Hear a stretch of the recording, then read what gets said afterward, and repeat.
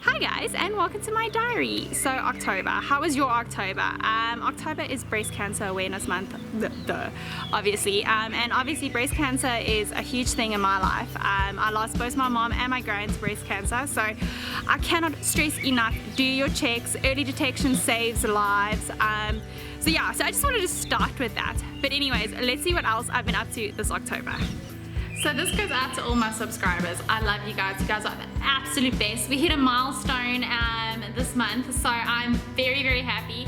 And I just want to say thank you guys so much for following me and supporting me. I really do appreciate it. And yeah, just sending tons and tons of love.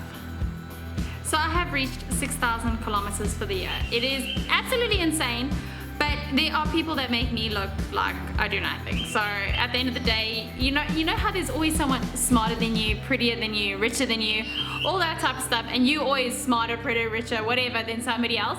It's the same thing with running. There is always someone faster than you. There's always someone that runs further than you. And yeah, so that's pretty much it. But I have now done 6,000 Ks. I am exhausted. But what I decided is that I'm just actually so annoying, the door flipping open and I can hear the TV, so I can't concentrate. But anyways, but what I decided is this year, because there've been no races or anything, there's been no need to really rest. So I just run, and there's no real quality work, I must be honest. I have been running a lot, but running so slow, and I'm so slow. But so what I decided is that this year I am going to see how many kilometers I can put in as like my record for all time, because it'll never be another year like this, and I'll have to focus on more quality and have a little bit more race and stuff when I'm racing. So yeah, so then why not try and make this year the highest mileage year of my life? So yeah, so hopefully I can make it to 7,000. But yeah, I'm tired. I can't actually describe to you, like, every time I think of running, I'm just like, oh no, please no, I can't take another step. And when I'm out there, I'm tired, and I'm really struggling. So much so that, okay, I know I fall all the time, but I fell again. And I know when I fall when I'm tired, but not always. I mean, when I fell at Comrades, I fell within like the first 2 kilometers, but that's the story for another day. But normally then I don't pick up my feet or I don't concentrate, and yeah, so I was literally like 200 meters away from home, just like the last time, which was like 2 months ago as well. For someone who's sporty and athletic and supposed to be coordinated, I sure do fall a lot. Yeah, I know, it's kind of funny. But yeah, so I was like 200 meters away from home, and bang, I fell. Thank goodness I wear long pants, because otherwise my knees would be completely messed up.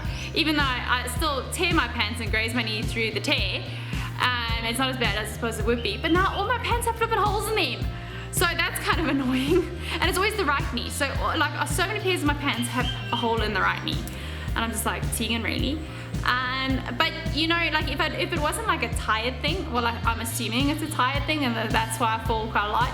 I'd actually be a little bit worried about myself and be like, yeah, I don't know, maybe I should check this out. Surely I shouldn't be falling as much as I do. I don't know, but anyways. Okay, so you guys ready for some like real honesty over here?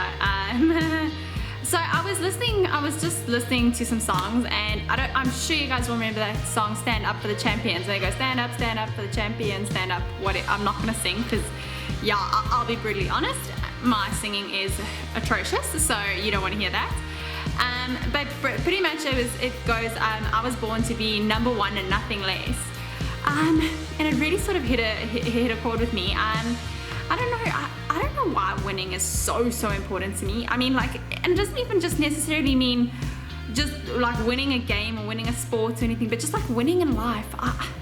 I don't know, it's terrible. I don't think it's a good thing. Like, people are like, oh, it's such a good thing, you know, it's inspirational. It's not. It's, you know, because it becomes like your life, like to try and just be the best at absolutely whatever you do, you want to be the best at, which is great, you know, you want to be the best, but at some stage you've also got to like enjoy the journey and stuff, and it's not always about the results, or so I'm told. But you know, like, I don't know, it's hard for me, because for me it is all about the results, and it is all about the prizes at the end of the day, and it is about the recognition.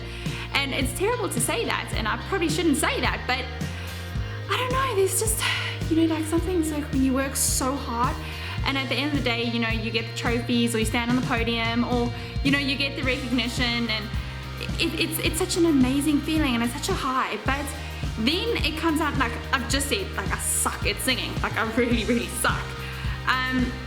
And then so it comes down to that you cannot be good at everything, you cannot be the best at everything, and even when it is your thing, there's always going to be someone, unless you, like even Roger Federer loses sometimes. So you're never ever going to be the ultimate best for forever. I mean, eventually Usain Bolt's record's going to be broken, and you know, so like he's, I mean, a complete legend, and he's got to love that. But I don't know, it really got me thinking, and I don't know, but yeah, I still love winning. I love winning at flipping anything, and I don't think that'll change. I think it's, you know, that's how I was brought up since I was really little. Winning, and I mean, I love that it became such a big part of my life. But I remember when I was little and I used to win, and my dad used to be so proud of me. And I think it started there, you know, when your dad is so proud of you because you did something well, and you become addicted to that feeling. And I think I'm just addicted to the feeling of winning. I don't know. We'll see. I'll speak more about this subject, but that's just my thoughts for now. For those of you who don't follow me on social media, I have now started a little baking business. It kind of just fell in my lap, to be fair. I love baking. You guys know I absolutely love baking, and I have really good friends that own a restaurant. And the one day, one of them was chatting to me, and they were like, "Oh, no, we'll just, you know, we're doing this banting market." Now, I don't bant, or you know I don't bant. And I was like, okay, cool, let me give it a go, and I'll try it out. And it turned out really well. And now I'm baking regular stuff and banting keto stuff for them. And yeah, and I decided to take it online a little bit.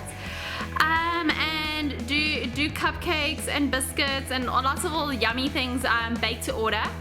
And my name is the Baking Tart. I know, typical Tegan, but I had to have something that would like stick in your mind and something that I think is fun and try and like show my personalities and stuff. So check it out on Instagram, it's the Baking Tart, and also the Baking Tart on Facebook. Yeah, I'm so far loving it. It's a lot of work. I've been baking. I normally bake every day, but this is now taking it to a whole new level. But I'm absolutely loving it, and it's quite cool. It's nice to have like a new venture and something new to get excited about. So it's gonna be fun to see where it goes. Yeah, so let me know your thoughts. Let me know what you think. Let me know what you want me to bake. And maybe place an order. Have you ever thought goals could be unhealthy? I don't know, I think sometimes actually they can. I'm just speaking from like my experience right now, and yeah, burnout is real. I'm struggling sure bit. So what I mean is like, I'm like one of those people, if I get a goal that I think is achievable for myself, I'll pretty much do anything and everything I can to get it. And when it comes to running, like, I'll pretty much like destroy myself in order to get it. So I've given myself like a crazy goal for the end of the year, and I'm like killing myself to try and get this goal, and it's a distance goal. And yeah, I have to run every single day, including Christmas and all that type of thing, and I have to run an insane amount every single day. But I think I can do it. Although I'm now running so slow, I'm like 2 minutes slower than my normal like race pace. Not that I run race pace, you know, normally unless it's a race, but I don't run this slow, and I am struggling, and I am exhausted. But I'm like one of those people, I'm like, no, you know, I've set this goal, or, you know, it's in my head, and I really want to do it. And I'll pretty much like, oh, the other day I couldn't get up. I was like, oh, my back. I was like, oh my goodness, it's like in spasm, and it's like, I'm like dying. Well, okay, no, I'm quite dying. That's over-exaggerating, and I hate over-exaggerating. But yeah, I don't know. I was just thinking about it. I was like, yeah, this is probably a stupid goal, and I'm actually probably doing more harm than good. But it's something I really want, therefore I'll pretty much give up everything to get this goal. And I'm just like, Tegan, flipping out. And the thing is, I know in my own head, but it doesn't stop me. It's like sometimes you know something's bad for you, but you can't stop it. Yeah, so I'm just having one of those moments. So I have a bit of a funny story to share. I know me and my funny stories, but so with all my baking and things, I was dropping my baking off. But now on a Friday afternoon, places are chaos, you know, and it's hard to get a parking. But now it's hot in the car, and I want to get my baking out, and I'm just like, oh dear, I need a parking close by so I don't have to, you know, go backwards and forwards. and there's a parking right outside the door. And I'm like, yes. So I put my indicator on, and I see another car has his indicator on. Now I'm thinking, okay, this guy will see that, okay, I know, you know, the whole woman and man thing. You know, we are all equal, and I'm all for equality and all that stuff. But it's also nice to have a gentleman. And I thought, oh, you know, this guy will be like, oh, no shame, you can have the parking. And he doesn't. And I'm just like, okay, fine, you can have the parking. I was like, you know what, I'm not gonna fight with the guy for the parking, so I said he could have it. But then the car guard got involved, and he knows me because I'm there like quite often, you know? So he's like, no, and he like stops and puts his hand out, and he like directs me into it. And because there's another parking that has come out subsequently behind me. And so this other guy could actually grab that parking. And this car guy's like just trying to, you know, win the battle and, you know, both people to be happy. But this guy was upset. So he pulls a zap at the car guard and all this type of stuff. And then it's just me. I just quickly drive into my parking. I'm like, oh, thank you. And I just pretend to be stupid. I'm just like, oh, thanks so much. And da-da-da. Luckily, I didn't actually bump into the guy in the center, but I thought it was really funny. And I said to the car guard, I was like, oh, thank you so much. You know, you're the best. And I gave him some cake, and I gave him some extra money. And I was like, yeah. You know, sometimes, and the thing is, I think it's because, you know, like I see him all the time. I'm always friendly, I'm always nice. So, you know, he looked after me. I was like, oh, yay. So yeah, that was my funny story for the day. So my brother wasn't gone for very long, which is awesome. He had to come back for his best friend's wedding. So it was so nice, got to spend some more time with him. He wasn't here for very long, and he's unfortunately gone back, and it's gonna be a long time till I see him again. But at least we got to spend some more time together, and it's always just like so nice to have him around. But yeah, it was kind of nice to have. I think he left for like 2 weeks, and then he was back. So yeah, it definitely needs to go back to that sort of thing, and I can't actually wait to have him home for good again. So the Jacarandas have been a little bit sad this year. I think because we didn't really have too much rain, they didn't really show off that much this year.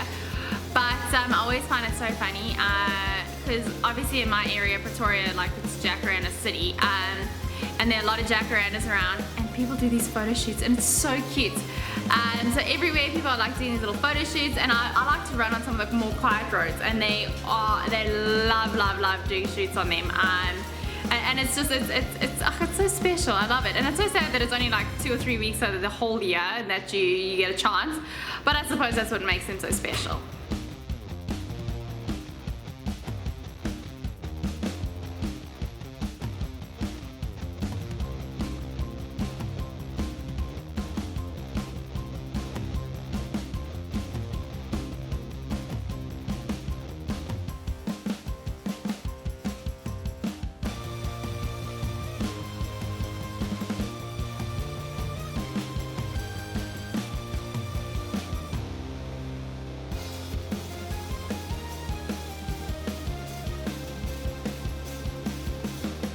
Thanks so much for joining me, guys. I hope you had an awesome month, and I'll see you guys again really soon. Sending lots of love.